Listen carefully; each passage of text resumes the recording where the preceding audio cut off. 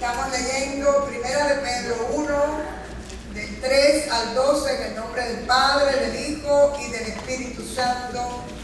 Y la palabra dice así: Bendito sea Dios, Padre de nuestro Señor Jesucristo. Por su gran misericordia nos ha hecho nacer de nuevo mediante la resurrección de Jesucristo de entre los muertos, para que tengamos una esperanza viva y recibamos una herencia que no se puede destruir, contaminar o marchitar.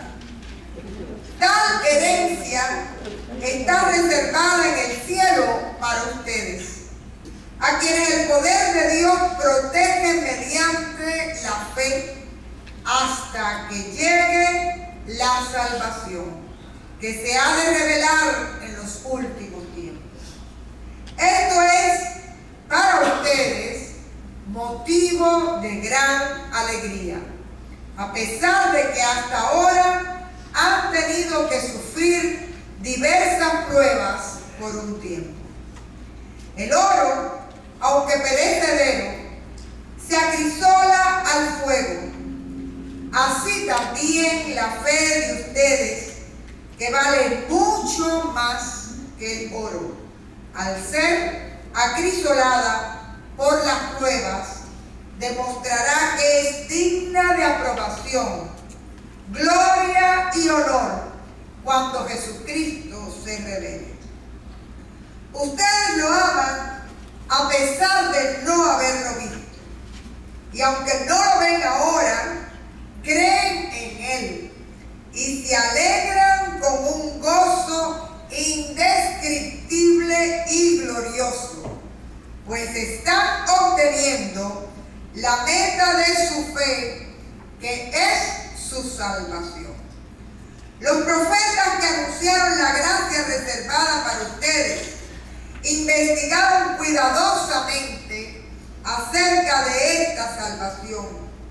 Querían descubrir a qué tiempo y en cuáles circunstancias se refería el Espíritu de Cristo que estaba en ellos cuando testificó de antemano acerca de los sufrimientos de Cristo y de las glorias que vendrían después de él.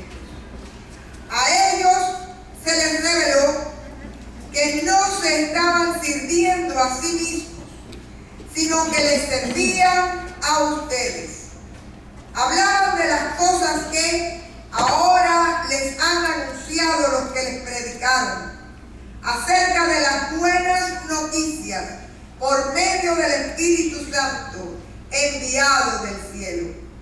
Aún los mismos ángeles anhelan contemplar estas cosas. Esto es palabra de Dios. Hermanos, si ustedes siguieron con detenimiento la lectura, se han dado cuenta que una y otra vez el texto habla sobre la salvación. Así que hoy vamos a estar hablando de la salvación. Ahí en el verso 5 se habla de cuando llega la salvación a nuestras vidas. Se habla en el verso 8 de que la fe nos lleva como meta a la salvación. Y se habla en el verso 10 de que los profetas hablaron e investigaron acerca de la salvación. Así que hoy estaremos hablando específicamente de nuestra salvación, una salvación que es por gracia. Esta carta, Primera de Pedro, está dirigida a un grupo de cristianos que, como ustedes ven, ahí se habla de padecimientos, de sufrimientos. Era un grupo de cristianos que estaban sufriendo situaciones difíciles relacionadas con su fe. Sin embargo, Pedro les va a hablar de esperanza, la esperanza de la salvación. Y hay un dato también muy interesante, porque Pedro habla también del gozo que se puede experimentar en medio de la prueba, en medio de la dificultad. Esta carta de Pedro está escrita después de las cartas de Pablo. Así que viene siendo sobre el año 64. Y siempre que ustedes lean los evangelios, aunque los encuentren delante de las cartas, fueron los últimos que se escribieron. Es decir, primero se escriben las cartas y después se escriben los evangelios entre el año 64 y el año 90. Así que aproximadamente en el año 64 se escribe esta carta y hemos estado estudiando los miércoles en el estudio bíblico algunos de los padecimientos que desde el primer momento tuvo que sufrir la iglesia primitiva. Y no solo la fuerza que tenían contra la iglesia primitiva los judíos, tratando de timar a los cristianos judaizantes, es decir, las personas que se convertían del judaísmo al cristianismo, sino también en un momento determinado por la proclamación de la iglesia de que Jesucristo es el Señor. También el imperio romano se convierte en el gran enemigo de la fe cristiana, porque se suponía que el único Señor que había era César. Así que la iglesia cristiana comienza también a sufrir persecución. Y se piensa que esta epístola está escrita a la luz de una vigilia pascual. En la iglesia primitiva, la cuaresma era el tiempo donde se preparaban a los catecúmenos, a las personas que iban a ser bautizados el día de resurrección en la vigilia pascual. Y si ustedes se dan cuenta, es una carta que comienza hablando de la nueva vida, es decir, todo aquello que viene con el bautismo, la regeneración, el renacimiento, el renuevo de vida, la esperanza. Y los primeros versos se piensa que son parte de un himno antiguo o una doxología de la celebración, un himno de entrada a la liturgia. Miren ustedes como dice, y verdad que suena himno, ¿verdad? Bendito sea Dios, Padre de nuestro Señor Jesucristo. Por su gran misericordia nos ha hecho nacer de nuevo, la idea que les estaba diciendo. ¿Por qué? Mediante la resurrección de Jesucristo de entre los muertos. ¿Y para qué? Para que tengamos una esperanza viva y recibamos una herencia que va a ser eterna, ¿verdad? Que no se destruye, no se contamina y no se marchita. Así que, hermanos, este escrito comienza recordándonos lo que es la realidad de nuestra fe. Todos nosotros, para recibir la salvación, tenemos que nacer de nuevo. Y ese nacimiento es aquel momento en el que usted le dice al Señor Jesús: Señor, te pertenezco, quiero ser salvo, entrego mis pecados delante de la cruz del Calvario y perdóname y restáurame como tu Hijo amado. Amén. ¿Estamos claros lo que quiere decir? Un nuevo nacimiento es el acto de fe en el cual usted acepta la gracia de Cristo Jesús para usted. Y ese regalo solo lo podemos recibir, según nos dice el texto, gracias a la resurrección de Cristo, que es la que nos trae la salvación.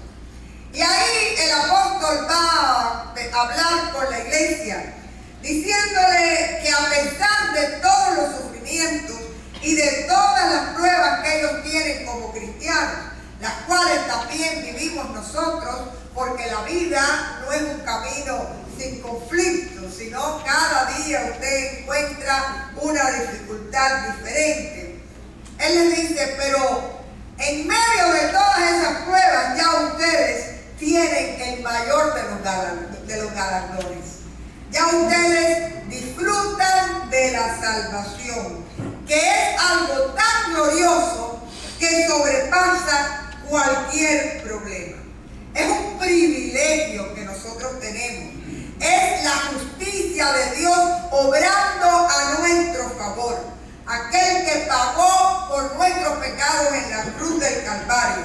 Y si ustedes se dan cuenta, Él no está hablando ahí en futuro, que ustedes tendrán, te está diciendo, ya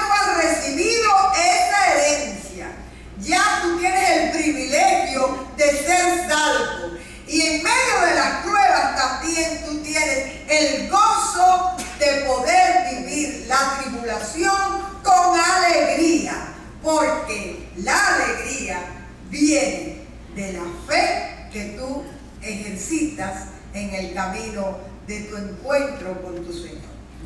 Así que la predicación de Pedro es muy realista. Está diciéndote, vas a tener problemas, los cristianos tenemos problemas, pero el problema más grande, que es nuestra salvación, ya lo tenemos resuelto por la sangre de Cristo. Aleluya. Amén. Así que esta predicación les va a mostrar que la vida, a pesar de las pruebas, se puede vivir con el gozo de la salvación en nuestro corazón. Y miren este tema de sufrimiento y gozo, como por ejemplo se ve en el verso 6. Dice, esto es para ustedes, la prueba, motivo de gran alegría. ¿Por qué? Porque se vive en la fe. Y fíjense ustedes que ahí viene una comparación muy interesante. Se habla de cómo se purifica el oro. Y dice aquí que la fe también se purifica como el oro en las pruebas. Y yo quiero que usted mire su vida espiritual y haga análisis y se pregunte, ¿cuándo usted ha estado más cerca de Dios y cuándo usted se ha agarrado más de la mano del Señor? ¿En tiempos de bonanza o en tiempos de prueba? Y definitivamente yo creo que todos podemos afirmar que nuestras pruebas y los tiempos difíciles de la vida son los que más te han acercado a la gracia de Dios y han fortalecido tu fe. Amén. Esa es mi experiencia personal, al menos. Así que esta descripción la hace Pedro, esta comparación, para que entendamos que la prueba no viene como un castigo, sino que Dios la permite con un propósito, pero que a la misma vez se puede vivir con alegría, o digamos con el gozo de la salvación. No porque la prueba te produzca alegría, pero la prueba te profundiza en la fe. Y lo que es fuente de alegría para ti es la fe en Jesucristo. Amén. ¿Estamos entendiendo? Tú no te gozas por la prueba. Tú te gozas porque en la fe tú sabes que tú le perteneces al Señor, que el Señor hace batalla por ti, que Dios está en control de todas las cosas y que tú puedes descansar en sus manos de amor. Amén. Así que ese es, como dice el coro, el gozo que Dios te dio, que el mundo no te puede quitar. Amén. Así que sigue el texto, y es un texto muy amplio, porque ahora comienza valorando el regalo que tú y yo tenemos de la salvación, y que, hermanos, tristemente podemos decir que muchas veces no le damos ni el valor ni la importancia extraordinaria que tiene. Y aquí viene a hablarte de cuán bendecido tú eres, de cuán bendecidos somos nosotros. Primeramente dice que el sueño de los profetas del Antiguo Testamento hubiera sido experimentar la gracia y la salvación que tú y yo experimentamos hoy, de la cual participamos hoy. Dice que ellos esperaban, habían visto en visiones, Dios les había puesto profecías en sus corazones, y ellos sabían que vendría un Mesías, que Dios iba a mandar un Salvador. Ellos sabían que ese Salvador iba a sufrir. Nada más que leer Isaías, ¿verdad? Es una descripción tan clara de lo que vivió después Jesús en la cruz. Ellos sabían que ese Mesías iba a sufrir, pero también sabían que después del sufrimiento iba a ser glorificado como Rey de Reyes y Señor de Señores. Y dice ahí el verso 10 que los profetas que anunciaron esta gracia trataban de investigar cuidadosamente acerca de esa salvación que que les había sido revelada. Quiere decir que también tenían conciencia de algo. Dios no la reveló para ellos solamente, sino ellos tenían conciencia de que era una revelación para generaciones futuras donde usted y yo estamos. ¿Cuántos le dan la gloria? Esa gente estaba esperando con ansia al Salvador. Profetizaron acerca del Salvador. Conocían detalles según la inspiración y la revelación de Dios de cómo sería la vida del Salvador y sobre todo cómo se iba a glorificar como Rey y Señor. Sin embargo, no pudieron vivir la salvación por gracia que tú y yo hoy tenemos el privilegio de conocer. Así que esta gente lo único que tuvo fue la revelación del Espíritu Santo que les fue diciendo y abriendo los ojos espirituales para que ellos dejaran la promesa de la gracia anticipada para nosotros. Y esa era su esperanza. Pero hay algo más que nos dice el texto, que los ángeles en el cielo viven en un asombro santo al ver lo que Dios hizo por ti y por mí. Porque Jesucristo, lo dice el libro de Hebreos, no murió por los ángeles. Jesucristo murió por ti y por mí para rescatarnos del poder de la muerte y del pecado. Y los ángeles, me imagino yo que cogen palco, miran la historia y dicen: mi Señor y mi Dios se hizo hombre, fue a vivir como ellos, murió por ellos y los ha restaurado y rescatado para su nombre y para su gloria. Así que hasta los ángeles se asombran por el poder de la gracia y de la salvación en nuestra vida, por esa herencia preciosa que Dios nos tiene reservado en los cielos y que podemos disfrutar desde aquí y desde ahora, a la medida en que usted sea una persona que viva en fe, en cercanía con Dios y disfrutando de esa salvación que comienza el día de su nuevo nacimiento hasta la eternidad.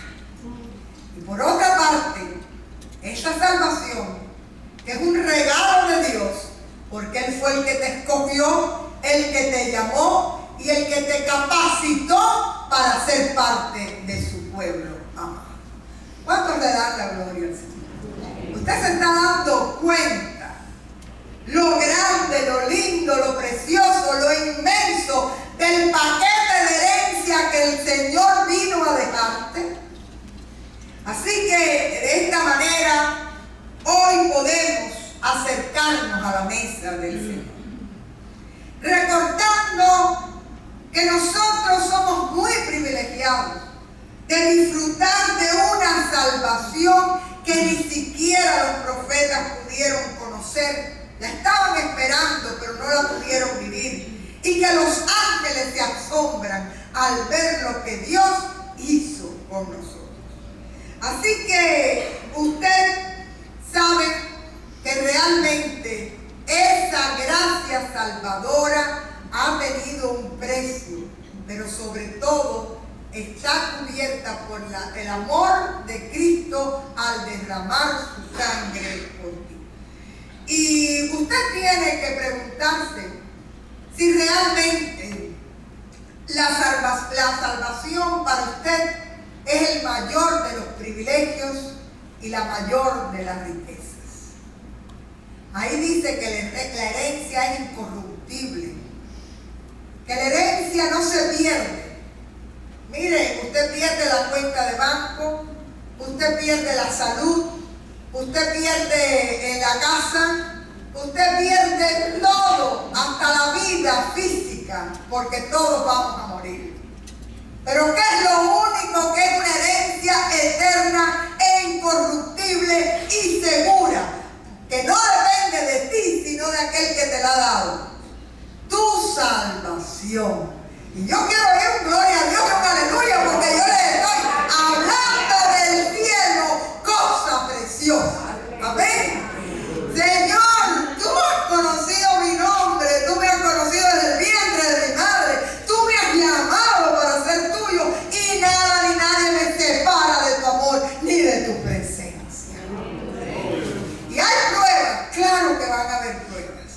Pero Señor, gracias, porque al momento en que yo te he recibido como mi Salvador, tú me has dado el don de la fe.